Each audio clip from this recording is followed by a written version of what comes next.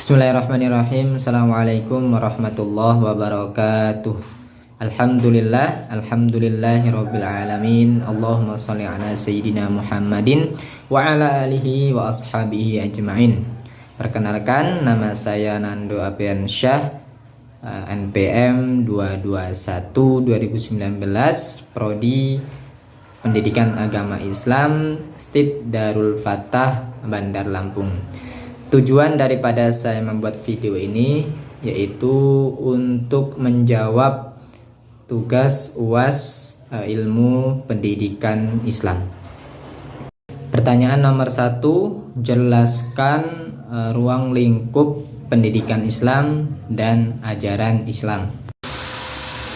Ruang lingkup daripada pendidikan Islam yakni meliputi keserasian, keselarasan dan juga keseimbangan antara yang pertama hubungan manusia dengan Allah Subhanahu wa taala, yang kedua hubungan manusia dengan sesama manusia, yang ketiga hubungan manusia dengan dirinya sendiri, dan yang keempat hubungan manusia dengan makhluk lain dan lingkungan.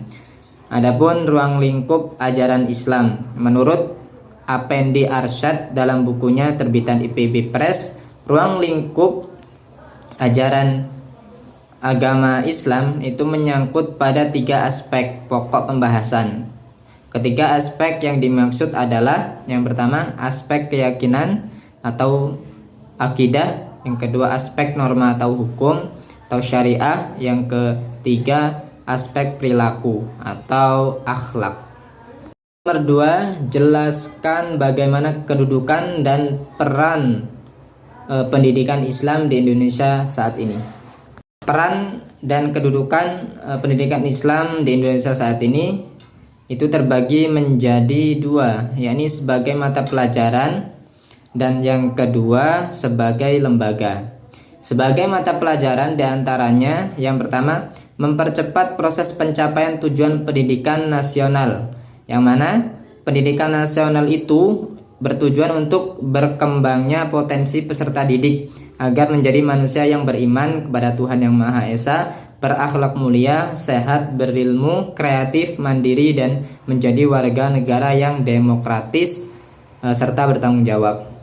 Yang kedua, memberikan nilai terhadap mata pelajaran umum. Mata pelajaran umum yang diajarkan di sekolah atau madrasah mempunyai nilai, maka nilai-nilai yang terdapat dalam ajaran Islam inilah yang diinternalisasikan atau dilakukan pendalaman dalam proses pembelajaran kepada peserta didik. Kemudian sebagai lembaga diantaranya yang pertama lembaga pendidikan Islam atau pondok pesantren. Pondok pesantren ini berperan mencerdaskan kehidupan bangsa, ya, apalagi pondok pesantren yang memiliki sifat populis atau populer yang banyak sekali diminati oleh masyarakat. Yang kedua, lembaga pendidikan Islam, madrasah dan juga pesantren.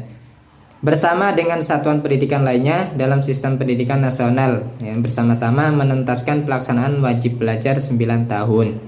Yang ketiga, lembaga pendidikan Islam atau madrasah diniyah berperan mendidik anak-anak yang drop out, juga menambah dan memperkuat pelaksanaan pendidikan agama Islam di sekolah. Karena keterbatasan jam pelajaran, maka peserta didik dapat memperluas dan memperdalam mata pelajaran ini di madrasah diniyah. Pertanyaan nomor 3, jelaskan perbedaan pendidikan Islam dengan pendidikan nasional serta berikan contohnya. Perbedaan antara tujuan pendidikan nasional dengan pendidikan Islam adalah tujuan pendidikan nasional yakni lebih berfokus kepada tercapainya kesuksesan pembelajaran ilmu pengetahuan umum, yang mana siswa itu dituntut untuk bisa menguasai ilmu-ilmu sains dan juga ilmu sosial, dan juga ada tambahan matematika, bahasa Indonesia dan lain-lain. Sedangkan tujuan daripada pendidikan ilmu nasional itu lebih berfokus pada tercapainya kesuksesan pembelajaran akhirat atau ilmu pengetahuan agama. Sebagai contohnya Siswa atau siswi atau sering disebut dengan santri saat masuk dalam sebuah pondok pesantren maka akan berfokus mempelajari ilmu diniyah, ilmu yang dipelajari di pondok seperti tahfidzul Quran, kitab tafsir, akhlak dan juga ilmu-ilmu yang lainnya. Pertanyaan nomor 4, bagaimana menurut Anda tentang yang pertama relevansi pendidikan Islam dalam pendidikan nasional saat ini. Yang keduanya, apa saja isu-isu kontemporer pendidikan Islam yang Anda ketahui di Indonesia? Pendidikan agama Islam di sekolah berperan sebagai pendukung tujuan pendidikan nasional. Maka pendidikan agama Islam berperan sebagai berikut, yaitu membentuk watak atau karakter serta peradaban bangsa dalam rangka membangun manusia seutuhnya dan masyarakat Indonesia seluruhnya. Adapun isu-isu kontemporer yang ada di Indonesia saat ini, menurut saya itu ada 4 hal. Yang pertama, rendahnya kualitas guru. Yang kedua, tidak profesional dalam melaksanakan tugas sebagai seorang guru. Yang ketiga, kurangnya penghargaan masyarakat terhadap profesi seorang guru. Dan yang keempat, tingkat kesejahteraan guru yang relatif masih rendah. Pertanyaan nomor 5, eksistensi pendidikan Islam di Indonesia sangat didukung oleh pemerintah melalui kurikulum sekolah formal maupun lembaga pendidikan non-formal yang keberadaannya sangat mempengaruhi perkembangan. Hal apa saja yang harus dipersiapkan oleh calon guru pendidikan Islam agar mampu mengembangkan kajian pendidikan Islam dalam persaingan global? 4 hal yang harus dilakukan seorang guru agar mampu bersaing di era global saat ini. Yang pertama, kompetensi pedagogik, yakni kemampuan atau keterampilan guru mengelola proses pembelajaran atau interaksi belajar mengajar dengan peserta didik. Yang kedua, kompetensi kepribadian, karakter guru yang wajib dimiliki agar menjadi teladan bagi para peserta didik. Yang ketiga, kompetensi sosial, kemampuan atau keterampilan yang harus dimiliki guru agar tugas-tugas keguruan dapat diselesaikan dengan baik dan benar.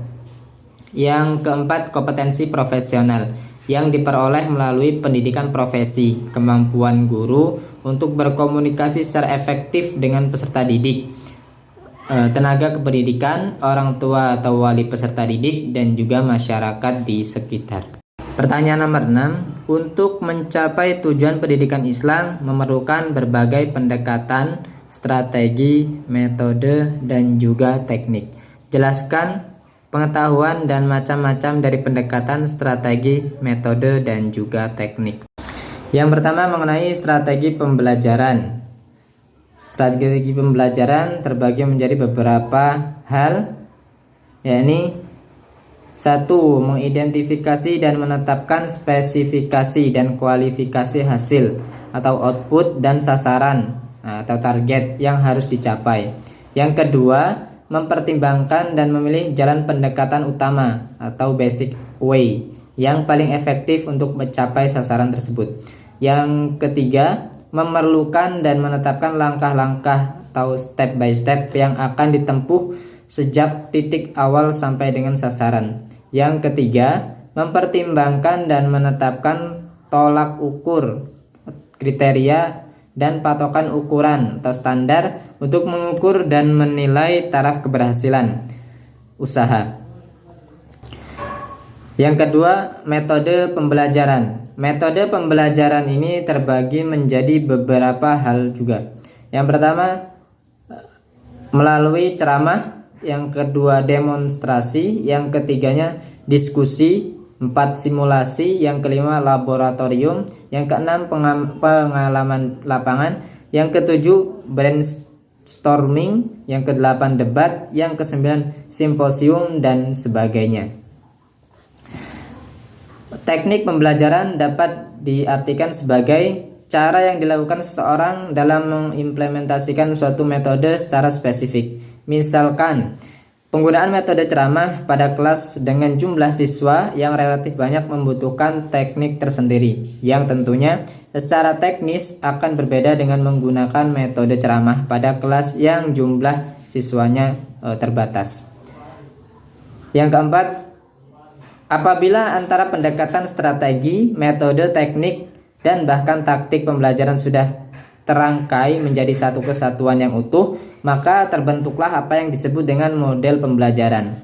Jadi, model pembelajaran pada dasarnya merupakan bentuk pembelajaran yang tergambar dari awal sampai akhir yang disajikan secara khas oleh guru.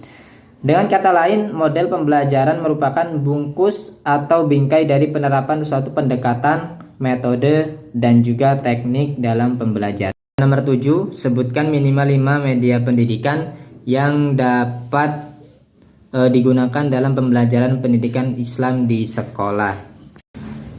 Beberapa media yang dapat digunakan untuk pembelajaran PAI di sekolah. Yang pertama, menggunakan media visual yang merupakan media yang dapat menyalurkan informasi dari sumber informasi ke penerima informasi.